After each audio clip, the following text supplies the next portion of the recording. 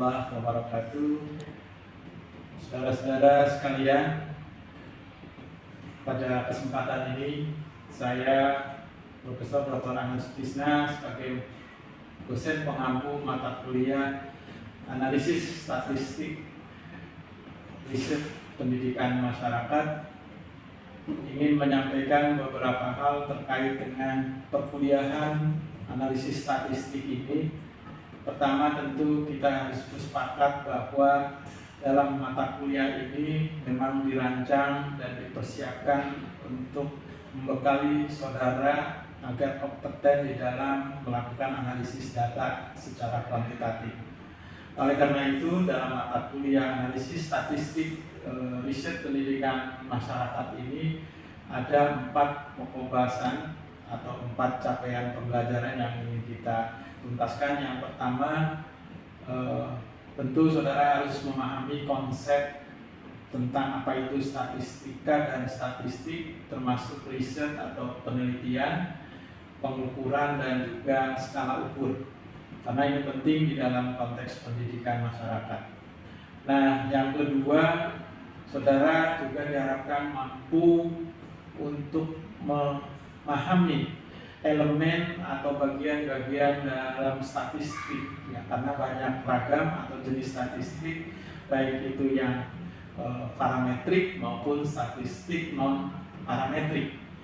Nah, tentu bukan saja hanya 2 itu, tentu nanti bagaimana yang ketiga ini Anda dalam mata kuliah ini juga sekaligus mampu untuk menerapkan, ya, berbagai teknik analisis statistik yang secara kuantitatif, apakah dalam melakukan analisis korelasional maupun juga komparatif, gitu ya, dan termasuk juga statistik deskriptif.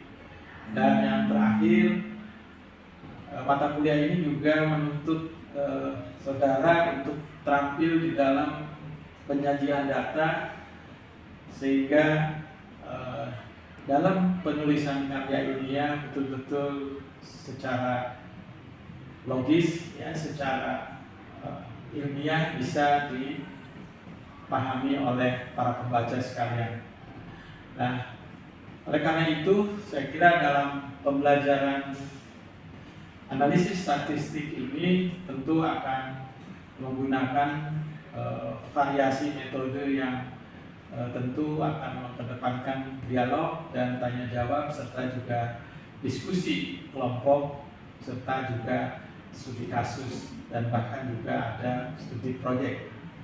Nah, harapan saya sebagai pengampu mata kuliah ini, maka sangat concern penilaiannya itu berkaitan dengan tugas individu maupun kelompok, serta juga keterlibatan saudara di dalam pembelajaran di kelas. Selain juga ada ujian tengah semester dan akhir semester.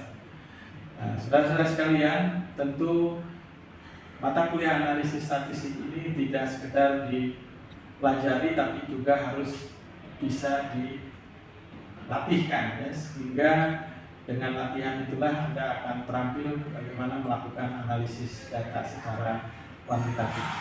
Dan tentu harapan saya bukan saja kehadiran yang dituntut, tapi juga saudara harus secara penuh berpartisipasi demi suksesnya pelaksanaan mata kuliah analisis statistik ini.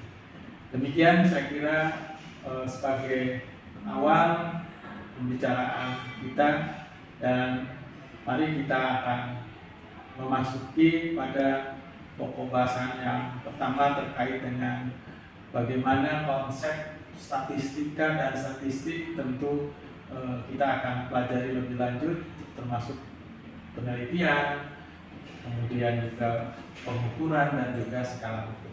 Saya kira itu. Sekali lagi, selamat mengikuti perkuliahan ini, selamat belajar. Terima kasih.